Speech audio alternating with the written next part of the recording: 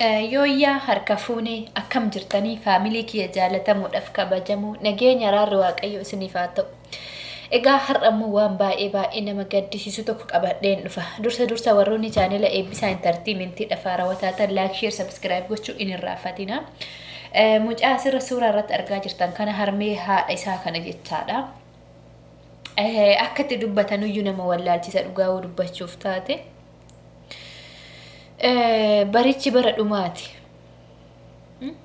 Bara ilmoon haadha jettee ciniinsifattee ji'a 9 garaatti ishii baatte. Oggaa 2 harkarratti baattee harma hoosistee harma ishii hodhe garaa ishee keessa taa'ee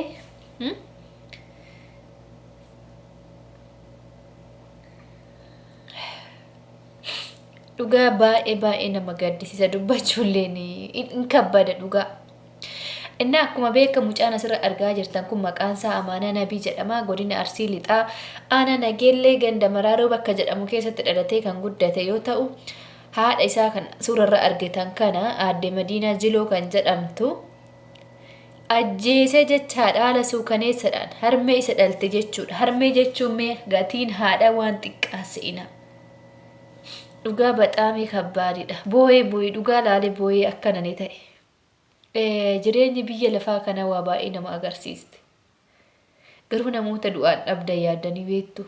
Nuti kan nu jalaa du'eef boonyee halkanii guyyaa mataa nu dhukkuba. Namni garuu haadha ofii ani hin beeku akkamitti akka harki haadha ajjeesu.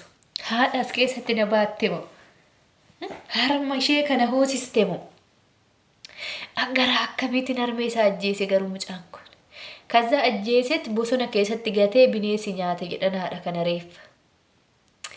Ani hin beeku akka itti dubbatanuyyuu. Haadha jechuun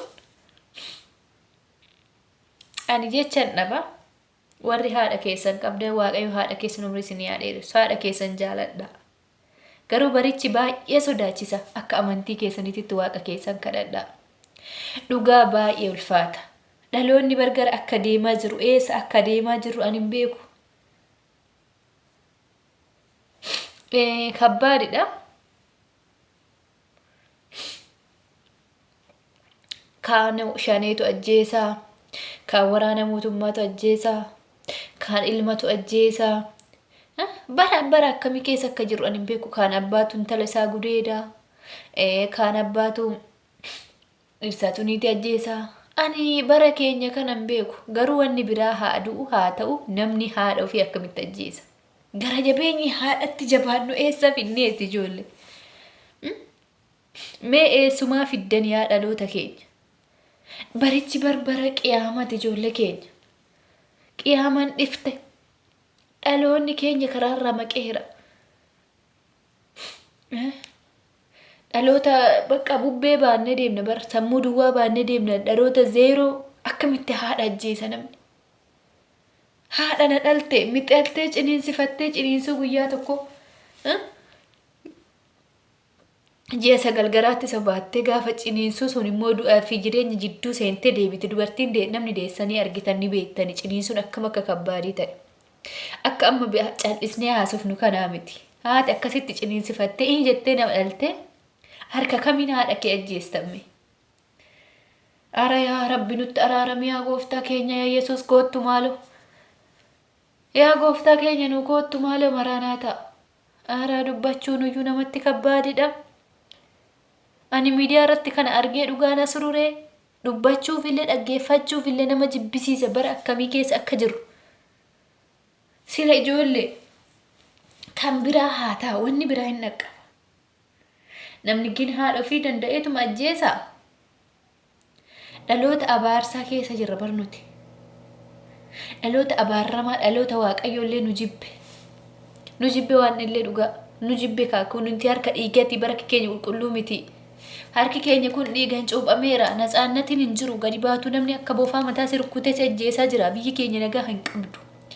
Haguma fe'ellee haa ta'u harki haadha ofiin ajjeesa jedhee ani amanuun natti ulfaate.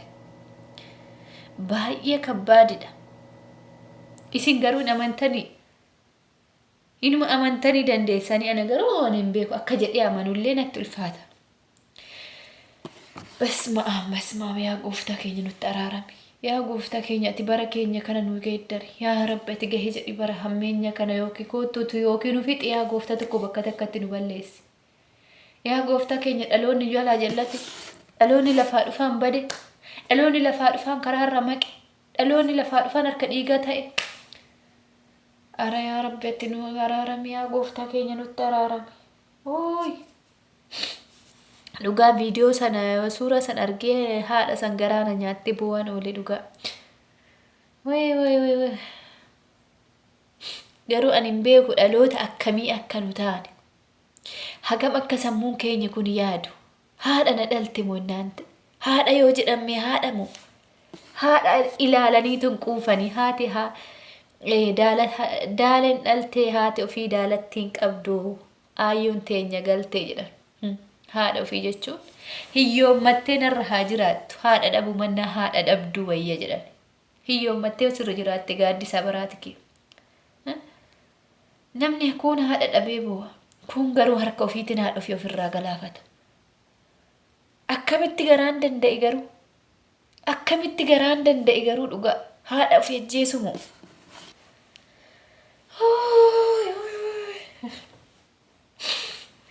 Dhugaa baxaamii kabbaadidha. Ana garuu baay'ee natti ulfaate.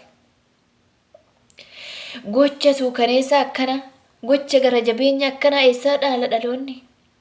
Ara basmaa'am hin dabbara bara. Namni garaa jabaatee haadha ofii gara jabummaadhaan bifa kanaan ajjeesa. Kan biraa haa du'u. Nama hiriyaa kee itti aartee ajjeesta. Obboleessa kee itti naaftee ajjeesta. Haadha ofii maal itti naafan? Haati ofii qabaattus dhabdus namaa gaaddisa. Bara akkamii keessa akka jirru baxaamii kabbaadidha. Kana durallee Adaamatti yoo yaadattan mucaan tokko haadha isaa sababa lafaati qumaara taphatee ka'ee lafa mana keessa jiran kana lafa tokkoon qabanii gurguriiti naa kenni. Isan qumaara kafala jennaan haati didde lafa kana. Lafti kunii isinin dhaalchisaa amman gurguruu ijoollee koo jetteen jedha. Gaafa kaan ol seenee qottoodhaan ajjeesee haadha gaada keessa godhee akka mana hin jirre ala bahee jechaadha. Ala bahee mucaa xiqqaan saaloon ol seenee haadha bira dhaqu haati duutetti. Iyyee mucaan. Akka nama reefu alaa iyye san dhagahee birmataa dhufu fiigee dhufee iyya wajji. In qabame kan shaaraan isa qabe. Dhiinni nama qaba. Dhiinni harka kee kanarra jiru si qaba. Ara gara jabeenya akkanaa takkumaa gochaa suukkaannessaa akkanaa dhagahee hin beeku. Na jibbisiise bakka. Haadha komoo. Haadha jechuun gaaddisa birinnaante. Yaa Rabbati dhaloota nu qajeelchi. Yaa gooftaa keenya nutti araarameeti. Karaarra nu balleessin. Yaa gooftaa keenya ati nu balleessin badeetti. Yaa gooftaa keenya ati akka bara gamooraa fi saadoomii san nu godhi. Yaa gooftaa nutti araarameeti. Yaa Rabbati nutti araarame. Yaa Yesuus gooda fi koottu maaloo. Maraanaataa koottu Yesuus eeyna dafiinuu koottu. Dhugaa baxaamii kabbaadidha yeroon ammaa kun. Yeroon amma keessa jirru kun dubbachuuf illee sitin tolu bakka dhiisuuf sin dandeechu dubbachuuf sin dandeessu baxaam kabbaadidha. Zabanichi zabana dhumaati. Barichi bara dhumaati. Bara cubbuun itti baay'ateedha. Bara dhiini namaa gatii dhabeedha. Biyya keenya keessatti gara jabeenyi baay'ateera. Namni siin nahu. Namni abbaan arge mataa sirkutee si ajjeesee deemaa jira. Garaa walitti jabaanneerra. Walii nahuu dinneerra. Gin haadhatti jabaachuun garaan haadha kiyyatti na jabaatu ani hin beeku. Garaa akkamii akka ta'e. Garaan akkamii akka ta'e. Harka kamiin akka haadhuu fi akkatti ol fuudhee ajjeesu. Hinnaantee baxaamii kabbaadidha. Aara dhaloota keenya sinaa qajeelchu gooftaa. Isinaa qajeelchu yoo diddan isinaa balleessu dhugaa. Maal jennare?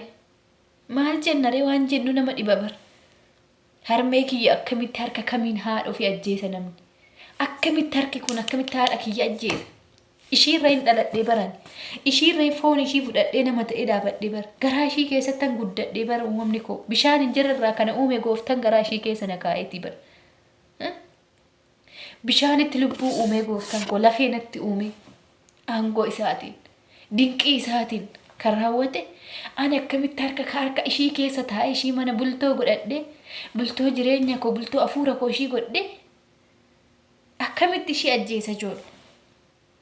Ara taragaagga'a ijoollee keenya. Ara dhaloota keenya maqinaa karaarraa. Baxaami nama gaddisiisa. Nan boo'ee dhugaan yoonii isa kana dhaga'u.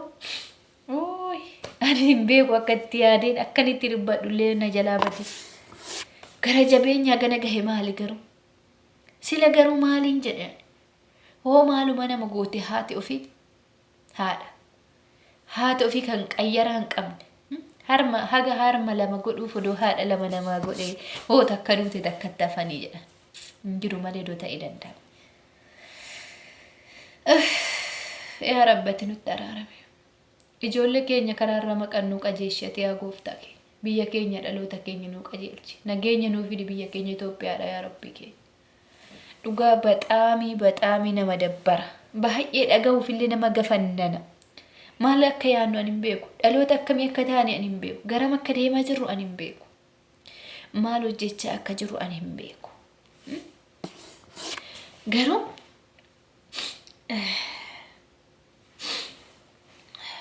dhugaa baay'ee tokko na kaffa'ennaan ta'e. Bara akkamii keessa akka jirrullee ani hin beeku. Baay'ee kabbaadidha. Kanaafuu ijoollee keenya adaraa keessan bakka jirtanitti wal qusadhaame. Xilootii godha amantii qabdan hundi keessanuu bakka jirtan biyya jirtan lafa jirtanitti biyya keessaniif kadhannaa taasisaa. Kun ciniinsuu isa jalqabaati jedhe Wangeela Maatewos boqonnaa 24 lakkoofsa 28 irratti. Kun ciniinsuu jalqabaatiin na hinaa jedhe. Kinoo ta'aa jira kan wanni Wangeela irratti dubbate argaa jirra ijaan. Obboleessa irratti. Mootummaa irratti sabni saba irratti amantiidhaan kutaadhaan akka wal ajjeefamu dubbatee ture. Shakkituun amantii gatanii akka yaa'an dubbatee ture. Kinoo ta'aa jira wanni marru. Kun amantii gadhiise deemaa, kun achi deemaa, kun as deemaa. Dhaabbonni badeera. Namni biizinasa irra malee addunyaa irra malee gooftaa dagateera. Dhufaatiin gooftaa gaheera. Dhufaatiin isaa gahe garuu nu hoo qophoofnerraa. Dhufaatii isa simachuudhaaf maal misiraachoo ciidha misirichaa fudhachuudhaaf qophoofnerraa nuti dhaloonni. Nuti bar dhaloota harka dhiigaa taane.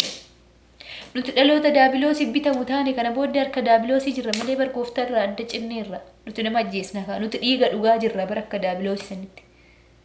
Daabiloos nutti guuteera. Ara yaa rabbi billadhu yaa gooftaa keenyatti nun balleessin kana keessa. Ani dhugaa jechaan dhabe baqa. Waan an jedhee dubbadhu na jalaa bade ijoollee dhugaa. Yaade sila nuyi maal taanen jedha. Nuti dhaloota akkamiiti? Maaf waaqa irraafan? Maaf gooftaa keenya dagan? Boru akka addunyaa kana gannee deemnu hin be'in irraafanne? Baxaam kabbaadidha. Waaqayyo nu haa qajeelchu. Biyya keenya nagaa nu haa fidu. Garaan haadha ajjeese ani hin beeku. Namni waan biraa godhaa haadha ofii akkamitti akka ajjeesanii ani hin beeku naante.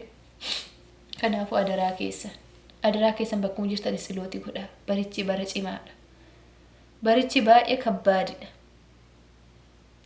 Kanuma siniin jedha baay'ee nama gaddisiisaa gadda harmee kana waaqayyo harmee keenya duute kana lubbuu ishii nu haa maaru.